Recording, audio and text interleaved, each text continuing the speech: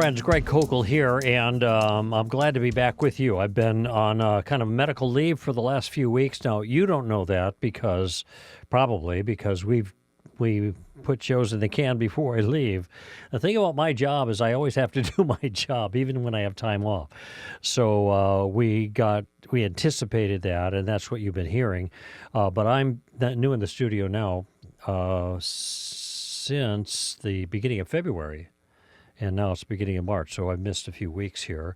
Had some back surgery, and apparently that news got out. I don't know if I mentioned it or not, but I've had people tell me they've been praying for me. In fact, a sweet gal at church last weekend told me that she'd kind of pretty much dedicated a whole day to prayer for the surgery, and it's good that she did. The way I look at it, prayer's always good, but I actually had some difficulties. I just needed a fusion for L4, L5, and people with back problems know what that means.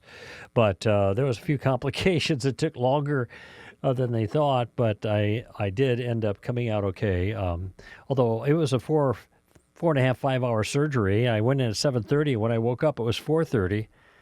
I actually told the people there that were working with me, I said, "Your clock's wrong."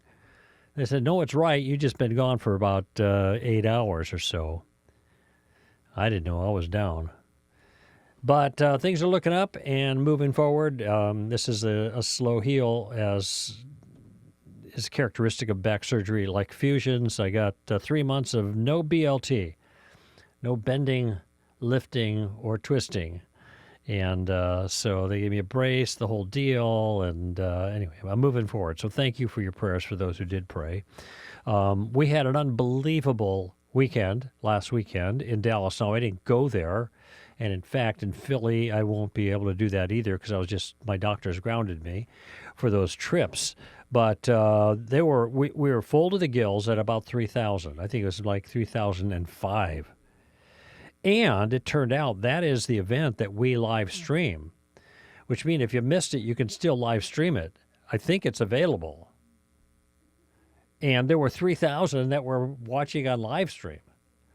So we had 6,000. That's like the record for us, if you count the live stream. But it was a great conference, and we got one coming up in a few weeks in Philly, and March 21st and 22nd. Last I heard, we got about 70 seats left. All right, so you might want to get on board with that if you are in the Philly area. It's a fabulous conference. Jay Warner Wallace, Jason Jimenez, Megan Allman, and our whole team, obviously. And some have said this is the best reality we've ever done. We'll also be in Dayton, Ohio on the 25th and 26th of April. We're almost sold out for Philly, and that's over a month away, 3 weeks. Dayton, Ohio, we're about 8 weeks or 7 weeks out, and we've got about 500 that have signed up for that. We can hold 1,500. So all the information is at realityapologetics.com, realityapologetics.com, and you can check that out if you like. Let's see. I was talking with the staff today about growing up. And I was thinking about the status of young people today, which I was born in 1950, and so I'm a boomer, right? At the front end of the boomers, actually. And my perspective on life is very different. So my mom and my dad, they lived through the Depression. My mom lived in the projects in Chicago. My dad was an orphan. They were both born in 1929. By the time he was 10, he had lost his parents in a car crash. And so they were kind of cut from a certain cloth, and that had a big influence on me and the rest of us in our family. A good influence. I'm glad for that influence, okay? And when I think about young people today, I hear people making statements like, well, kids grow up so fast nowadays. Kids grow up so fast. And as I thought about that, I actually don't think that's true. Now, I think that the person who makes the statement is onto something. They are observing something that's real, but it isn't growing up. What they're observing is the way the culture has been velocitized So younger people are facing the kinds of things that a generation or two before, young people would be older when they faced it. Okay, but they're getting it younger. And here's the way I would characterize it. That younger people today are getting the privileges of earlier. You know, when I was a kid, it's like you got responsibilities, and responsibilities earn you privileges. My dad says you're older, you get more privileges, but you got more responsibilities, and the two go together. But now here, what I've seen is the privileges are being dished out. Kids are getting all kinds of goodies that they didn't earn. And so they're getting the privileges without the responsibilities that serve as a kind of ballast to their lives. And so consequently, because they're getting the privileges without the responsibilities, they are being corrupted. They're getting the privileges early, but they're not taking the responsibilities that go with that. And this is not good for them.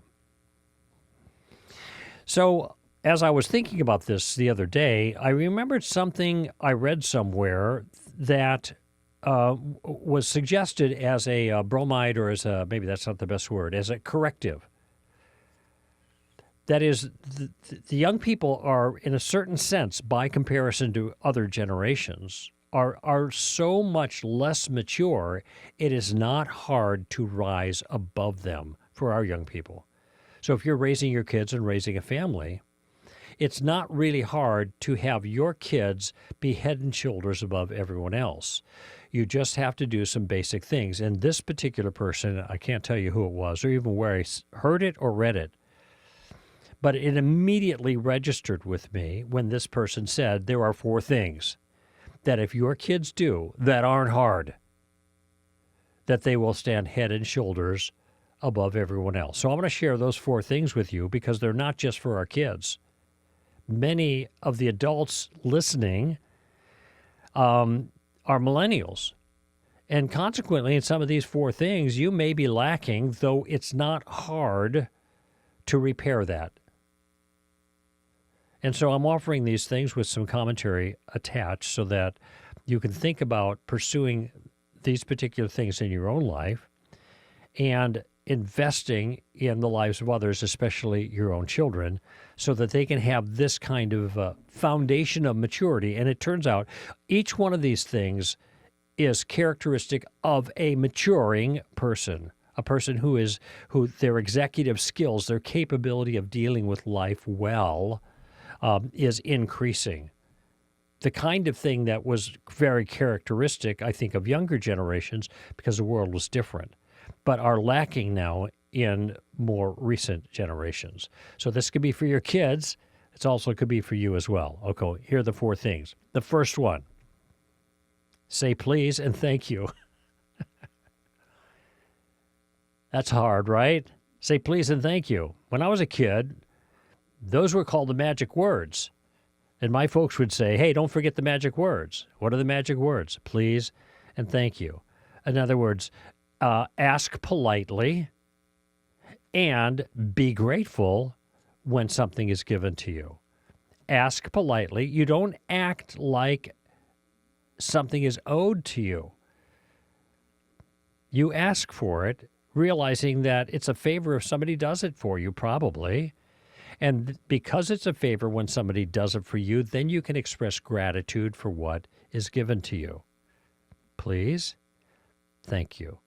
The magic words, all right? And very simple, very, very basic. Second, first, say please and thank you. Second, show up on time. Show up on time. Now, for some of us, this is hard to do because we've developed a habit of not doing that. And I will say, autobiographically, that was a circumstance that I struggled with for a long time. And it wasn't until Melinda Penner, who was the co-founder of Stand to Reason almost 32 years ago, and my conscience somewhat as our executive director, for me as a president, she said to me, you got to fix this because this is not a good quality. This is not presidential. It's not grown up. It's not mature. It's not considerate to other people. We got to be able to count on you. If we say we're going to have a meeting at this time, you got to be there. Now, obviously, there are exceptions to this, but in my case, I was almost always 15 minutes late. And some of you may be able to relate to this. By the way, did it occur to you that if you're always 15 minutes late, you are very consistent to a certain time? The problem is that the time you're consistent to on a regular basis is just late. And had you started 15 minutes earlier in every one of those occasions and conducted yourself the same way, you would have been on time every time. The point is, this is solvable. And I realized that for myself, and I think this is true of a lot of people like this, I was not motivated by being on time. I was motivated by not being too late.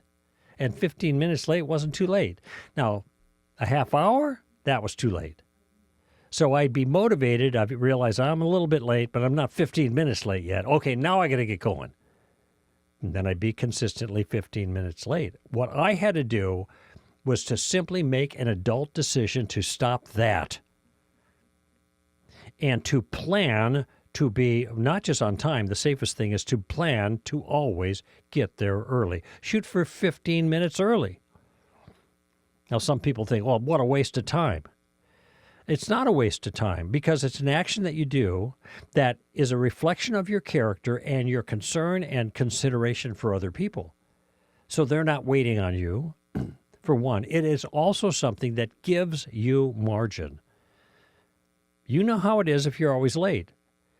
You're frantic.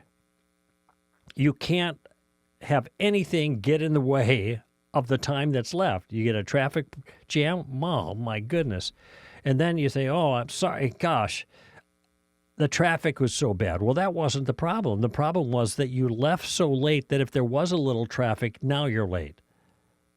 And if you would have taken consideration for that possibility and built some margin, you would have been on time even in spite of some of the problems that pop up. Now, that's just being a grown-up. Although I was older and an adult of sorts, I wasn't acting like a grown-up in that area. And I will say this, and Melinda told me this is hard to change. Most people who are consistently late never change. But as it turned out, with her coaching and encouragement and my resolve, I changed. And it's made a tremendous amount of difference. Now, am I late once in a while? Sure. I was late this morning, a half hour. But that's because of traffic. And it's an hour and 15 or hour and a half drive. I left 2 hours early. But it took me 2.5 hours to get here. So sometimes you can't control that. But if you develop the habit, especially as a young person, to always show up on time, guess what that does? People notice. It impresses them. And it sets you above the rank and file. So first, say please and thank you. Second, show up on time. Here's the third one. Do what you say you're going to do.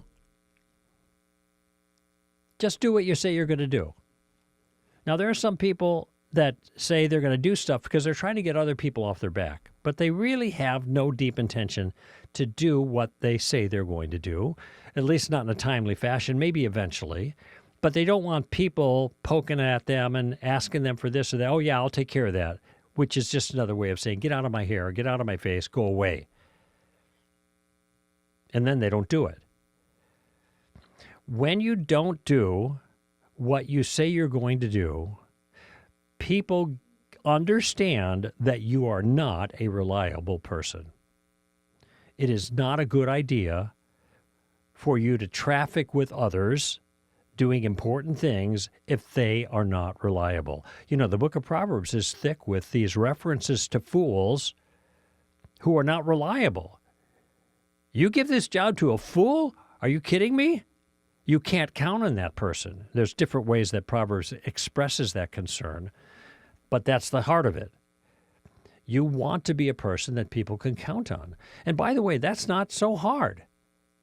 Here's the way Jesus put it. Let your yes be yes, and your no be no. In other words, speak in a straightforward, forthright way, and do what you say you're going to do. All right? Don't say, I'll do that. I will. I swear that I'll do it. He said, don't swear. That sounds like you have two different standards of truthfulness.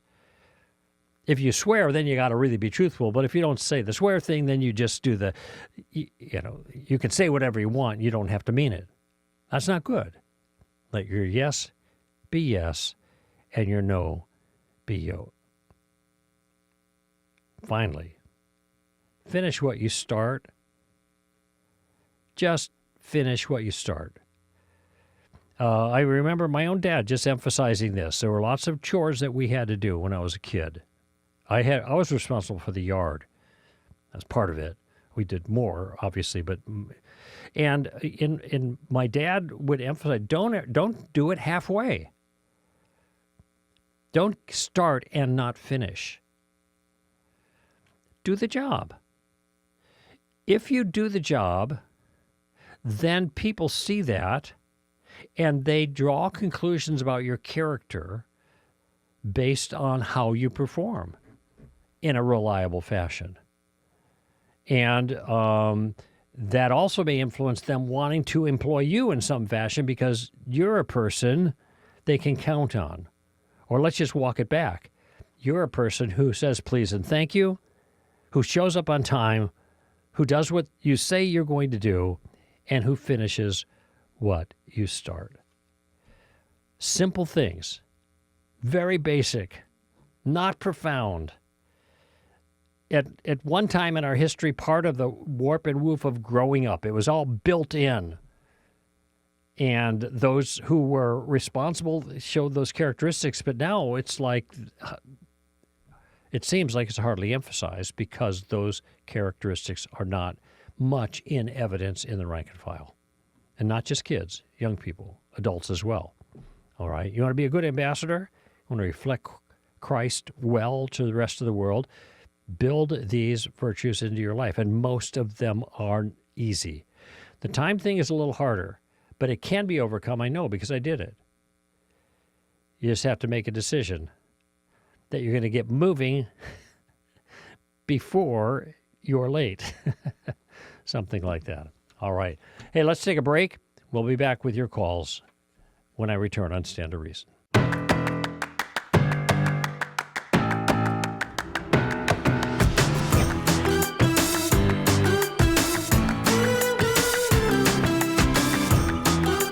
We're going to do some open mic calls now, and those are people who've called in and left their questions on the computer, essentially. You can do that by going to our homepage at str.org. I'll look for podcasts, and then under live broadcasts, there's a place where you could leave your question, and then eventually we get to it. All right, and we take that on the air, and then you could listen to it later. So this one is from Tom, and it's about the nature of time. Tom, what's on your mind? Hey, Greg, Tom Pointner here. On your October 18th STR podcast, you had addressed Dan's question about if keeping separate the A and B theories of time is a false dichotomy. And I totally agree with your viewpoint that the B theory of time just does not fit with how we experience time. Mm-hmm. But that being said, to use Lewis's book analogy that you mentioned, from the perspective of the characters in the book, an A theory of time is what those characters would experience. But that's not so for the author. The author of the book, as Lewis characterized it, exists in more of a B theory of time. And what I think that Dan may have been asking is why can't we exist under an A theory of time while God exists under a B theory of time? Why does it have to be one or the other for both us and God? I mean, our perspective and experience of reality is vastly different than God's in every other aspect of our existence. So why can't that include time? Mm-hmm. And if God is in fact, quote, tensed and exists under an A theory, doesn't that cause problems? If time came into existence when the universe began, as science seems to indicate, then there would not be a, quote, time when God got it all going.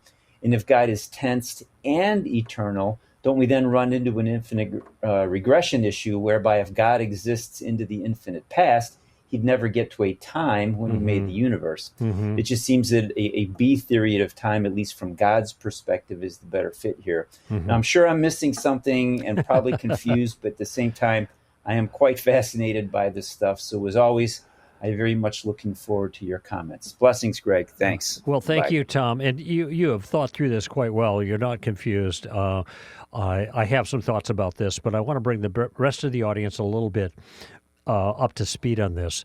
The question here is, what is the nature of time? What is the essential nature of time? Okay, and this has to do, to some degree, what is the nature of reality, at least as it relates to the notion of the passage of time. All right, and when I put it that way, I think it's going to be clear that you can't have two different natures of reality.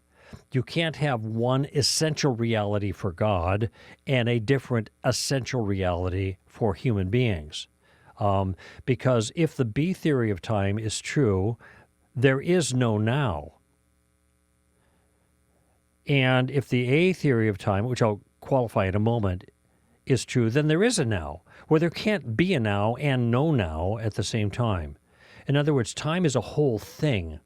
It's part of the nature of reality. It isn't like living on different continents, and in one continent you could have kind of a warm, tropical environment, but you move somewhere else and it's a different kind of environment. It's the nature of the entire reality that's in question here. And when it comes to time, what is the nature of time in reality? So it's going to be one or the other, all right? Time is a feature of the universe, and or maybe I'll put it this way. Time is a feature of the world, because the way I'm using the language here, the world is larger than the universe. Now, if you're a materialist, the world and the universe are coterminous. In other words, they're the same thing, essentially. But if there is an immaterial realm, then the world entails that immaterial realm too. Okay? And so time is a feature of the world.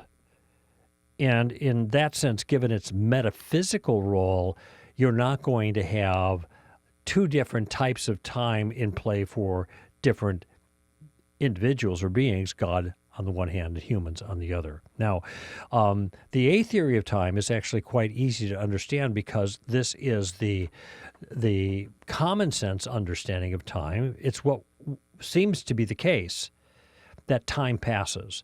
There was a past, there is a present, there will be a future, and we are kind of moving. Time has a flow to it. And what could be more obvious than that to our awareness, right? Time is passing is the way we use it, the way we describe it.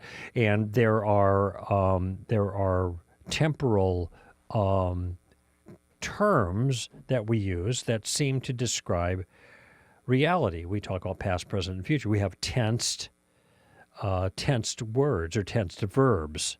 I did this, I'm doing that, I will do it in the future. So all of those things make sense in a world in which time is flowing. Okay? That's the A theory. B theorists say, and by the way, when I say A theory or B theory, these are the different views. So either time is the way the B guys think it is, or it is the way the A guys think it is. So these are theories about the nature of reality, but it's one or the other, as I was just talking about. Now, B, and you can just think about B, I think of it two ways. B is book, and B is bad, because I think the B theory is false. But the reason I say B is book is the same reason, Tom, you raised it. The C.S. Lewis in Mere Christianity does characterize God's relationship to time as one would have a relationship to a book. If you think of a novel, there is no past and present in the novel. There's no time in the novel. There is before and after, characterized in temporal ways. You know, John did this and then he did this or whatever. But notice you could page back and forth to the beginning and the end and somewhere in the middle, and you're not jumping back and forth in time, you're jumping back and forth in the story. Because actually no time is passing in that story. It's like a fixed box, so to speak. Nothing is happening in a book, strictly speaking. But as Lewis describes it, this is the way God understands time. The nature of all things that ever happened or will happen, now I'm speaking in a theory language right now, really is no different than a story in a book that has a beginning, a middle, and an end. And God is able to behold all kinds of points in that book. He can turn any page that he wants, and be aware of that. So there's a certain sense that God knows the future because he's immediately aware of everything that's already in front of him. Now, I think this is compelling, and Lewis seemed to think it was a good idea, but the problem with it is that on this B theory, this book theory of time, which I think is the bad theory of time, nothing actually happens. Just as in the same way, nothing ever happens, certainly not in a temporal sense, in a novel. You have logical relationships between things, but you don't have temporal relations. And if that's the case, then there is no such thing as now, because now is the moment of time in that I am at. It is the time I am at in the moment, the time spot that I'm at in the moment that I'm experiencing now. That's what now means. It's a temporal indexal, philosophers call it. But there would be no now. But it does seem that now is real. And if now is real, then the B theory is wrong. Now, I think people have done this for theological reasons to try to get God outside of time, and you'll hear people say, well, God is outside of time. I don't think that's the case. If God is outside of time, he doesn't do anything. He may be the ground for the things that have happened, but he doesn't actually do anything. Because if you act, then the moment after you act, the act is in the past, which is temporal. So everything is coterminous. It all happens all at the same time, but it's not even happening. It's just existing. All these, it's hard to even describe it without using temporal language, all of these events that take place simultaneously and just have a logical relationship to each other. There's all kinds of problems with that, but there's an appeal, and apparently this is the physicalist view of time, is the B theory. All right?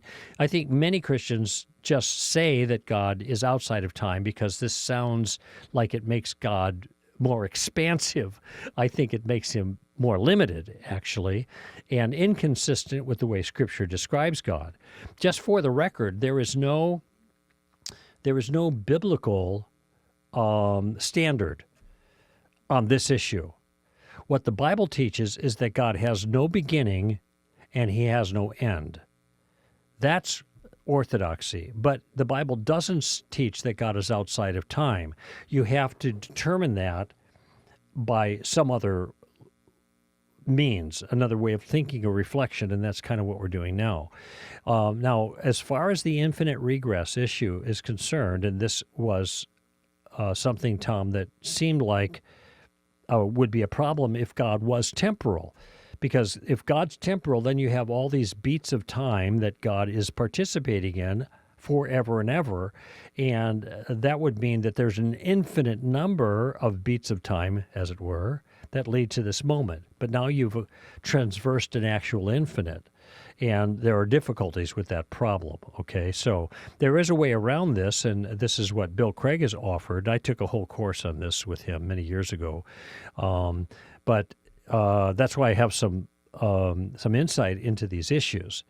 But what Bill thinks is that God was atemporal prior to creation.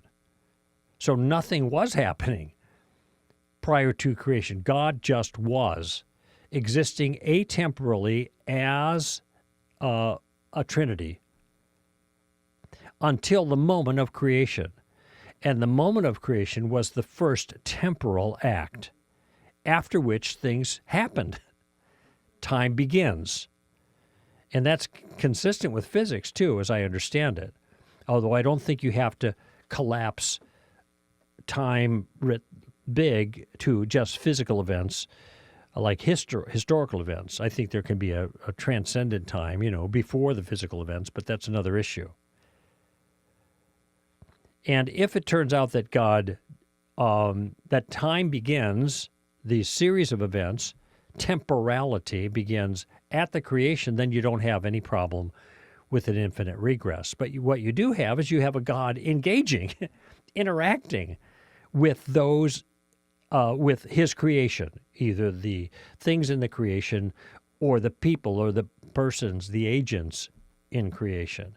And that's what we see, a dynamic interaction with God, with people. So I hold the view that Bill Craig holds, and I think a number of reasons why, and that is, it appears, one could argue, put it this way, that God was atemporal prior to the creation. At the moment of creation, then time began, and he has participated. He's not in time like he's in a box. That's not the point. He is participating in temporality. He experiences the passage of time. And I don't think this does any violence to his any divine quality at all. It does raise other questions. How does he know the future if he doesn't see the future, in the sense that the B theory allows him to see the future? He can behold the whole book at once, kind of thing. That's another issue. But I think that maybe that gives you something to think about, Tom, on a very interesting issue. Maybe some of you I've already left behind. That's okay. Maybe Rebecca and her question will interest you. So let's hear from Rebecca next. Hi, Greg. My name is Rebecca, and I'm from Calgary, Alberta, Canada, and I'm a lifelong Lutheran. And I had a question for you based on a conversation I had with my pastor a couple of weeks ago. We were having a conversation about a sermon that my pastor had preached a couple of weeks prior. He had everyone close their eyes and raise their hands, and he inquired of us whether or not we see ourselves more as saints or sinners. And he had revealed to the congregation in that sermon that most people identified more as a sinner versus a saint. And I know that this sinner-saint dichotomy is a teaching that Martin Luther spoke about. And I'm just curious what your thoughts are on this being simultaneously sinners and saints, and how that plays out. My pastor and I had kind of been talking about how we really shouldn't be identifying ourselves as much with the sinner mentality once we are redeemed and under the blood of Jesus, because he's made us a new creation, and that while we still sin, that sinner identity is washed away in the blood of Christ. And so I'm just curious as to what your thoughts are on this. I feel like it can be a bit schizophrenic to think that we are sinners, and yet we're also saints, and we need to daily be repenting for our sins and receiving forgiveness, yet also being saints. And how does that work out with being made new creations? We're not being made new creations every single day. We're not becoming saints every time we're forgiven. And so, yeah, I just like to hear your thoughts on it. Maybe some verses and just some wisdom, so that I can keep piecing this together, dissecting it, and figuring out what the Bible has to say on it. I appreciate it so much. Thanks so much for your time. Have a great day. Well, thanks, Rebecca. And it's a great question. And I actually gave a lot of attention to this issue when I was a younger Christian. And I guess because there are very strong opinions regarding this, especially for those who want to emphasize that we should see our identity in Christ, with, by the way, I don't take exception with that as far as that goes. But and to the degree where we're thinking about that in Christ and not kind of affirming the fact that we're sinners too. And the way you put it was the identity. What is my core identity? We are new creatures. One of the first verses I remember. I don't memorize verses. They just stick, the ones that are important to me, and that was one of them. If any man's in Christ, he's a new creature. Old things have passed away, and new things have come. And so that relates to this particular question, Rebecca. I actually think if we're not careful, we are setting up a false dichotomy, because the fact is we are sinners and we are saints, properly understood. Sinners, that's easy. That we are falling short of the glory of God. We do that every single day, every single moment, on my view. If the greatest commandment is to love God with your whole heart, soul, mind, and strength, then I have never fulfilled that commandment in my entire life. So I'm always in sin after a fashion. That's a reality in my life. But there is also a reality that this isn't the only thing that drives me. There is a self, there is an aspect that is this new creation. And some want to dichotomize in this way to say that you are the new creation, and the thing that you are fighting, you might call it your old man or might call it your flesh, but you make a division between the two. And this is where I just got wore out trying to make sense of this, or to try to, thread the needle on these kinds of things. The way I approach it now, Rebecca, is I think of myself as a fallen person who is rescued by Christ and made new. And every day as I follow him, I am increasing in my holiness. And I think, I'm not sure if I got my Greek right here, but I think the hagiai is the word that's used for maybe holy or for saints, but there's a connection there. That is that saints are the holy ones. But of course, the holiness isn't meant to describe the totality of us. It describes the place that we've been put in and the trajectory that we're on. Okay? And so we can say, yes, we are saints, holy ones, certainly saints on our way to heaven, and the destination is secured. We just haven't arrived there yet. And yet at the same time, there is something else in us. And this is where you want to be careful how you use the language. I guess some people fuss about it, but it's not. There's nothing good in me that is in my flesh, Paul says in Romans chapter 7. So I have a flesh. That's me. It's my flesh. But there's also a me that's on a different trajectory. So, yeah, if you want to call it schizophrenia, some people won't be comfortable with that. But I am comfortable with acknowledging I am deeply fallen. And my life manifests my fallenness on a regular basis. But I also know the trajectory that I'm on, and that I am rescued, I am forgiven, I'm cleansed. Jesus always lives to make intercession for me, and that's where I camp. Because the fallenness is annoying, probably an understatement, but it doesn't change the direction that I'm going as a saint. Some of you know that I spend time in a devotional called the Valley of Vision, and these are prayers, Puritan prayers, so they go all the way back hundreds of years, prayers that Puritans have prayed, and the editor of this book kind of puts them together in verse form and like 2 small pages, and you can go day to day and kind of reflect on it. I actually use it as a prayer. I pray those prayers, but I have to make modification quite often, because there is too much darkness in it for my theology, and too often you'll see statements like, there is nothing good in me. I am a worm, kind of thing. But that's not what Paul said. There's nothing good in me. That is in my flesh. And now we're made in the image of God, and we are children of the Most High God. And we are rescued and cleansed by his Son, Jesus.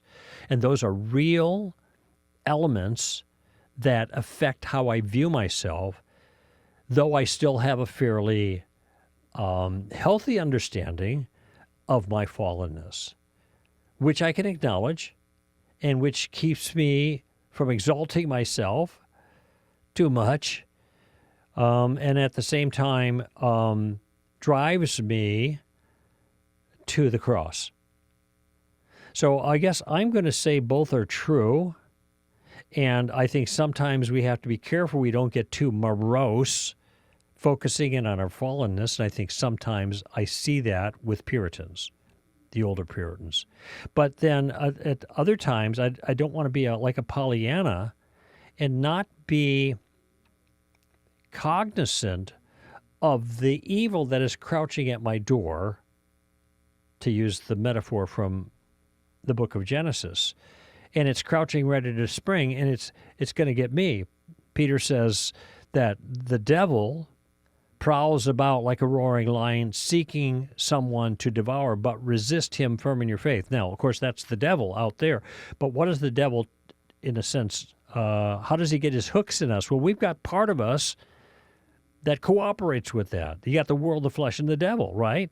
The devil's there, but we got the flesh and the world, and these are make occasion for the devil to get at us. So we have to be alert to all of those. They are real, powerful forces, and the fact that I'm a saint doesn't make me immune to their influence.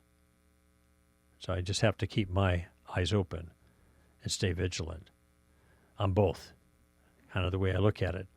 But I know what's behind me, and I know what's ahead of me. The sinner's behind me. I'm leaving that behind. The saint is ahead of me, and I'm moving towards that.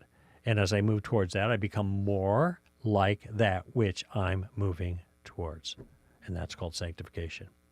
Hope that's helpful there. Rebecca, was a great question.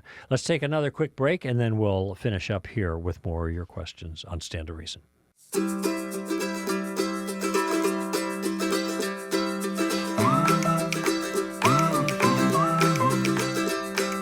All right, final segment here for our show, and the great questions so far. And that's actually usually the case. Whether it's STR Ask with Amy Hall, that's another show we do where we field questions. Amy and I do it together. And by the way, if you like this show and haven't listened, to hashtag STR Ask, be sure to do that. Go to our website, and you could find the links, and you could have it delivered. But Amy adds so much more to what I'm able to add. She really does a great job, and it's a fun show. Let's hear from Jake from Perth, Australia. Hi, Greg. My name's Jake. I'm from Perth, Australia. And I just want to say, firstly, thank you so much for all of your podcasts, all of your resources. You and your organisation have had a great impact on my journey in apologetics. So my question today for you is, I have a friend who seems quite spiritual and is quite open to talking about spiritual things, but she often references this idea of the universe. And, it's the universe, it must be the universe. I asked the universe for this and it gave it to me. And almost frustratingly, these things sometimes do happen. So how would you advise that I, engage in a conversation with her? What kind of questions would you ask? Yeah, I'm sure there's a Columbo tactic out there for it, but I'm just not sure how to go about this conversation. Anyway, thank you so much for all your help, and I look forward to hearing your answer. Bye-bye. Well, Jake, great to hear from you, and I'm flattered to get notes from good people, brothers, in this case, from down under. I've been to Australia a number of times. Actually, I was in New Zealand. I know there's a big difference between Aussies and Kiwis, but I was there just a few months back, I think it was August or maybe early September or something like that. But here's the deal with this. When someone keeps making reference to the universe as what it sounds like a sufficient explanation of what you're pointing to that you think might be evidence for God, and she keeps saying the universe, this is confusing to me. I'm not sure what she means. And maybe you've asked her that because that's the first Columbo question. What do you mean by that? And it's a very, very genuine question in this regard because I am not sure. Now, I could speculate, but it's hard for me to think of any answer to that question, what do you mean by the universe, in the way that you're using it, that will be coherent to the conversation. If what you're saying is, how do we make sense of, say, the information in the DNA double helix or something like that. Then we've got information. Information is a function of mind. There's an intelligent designer. Oh, that's just the universe. Maybe that's what she's going to say. Well, what do you mean just the universe?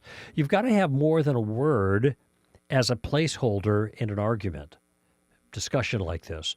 You have to show how the word you're using is an adequate, explanation or rebuttal to the claim you're making. You can't just say the word.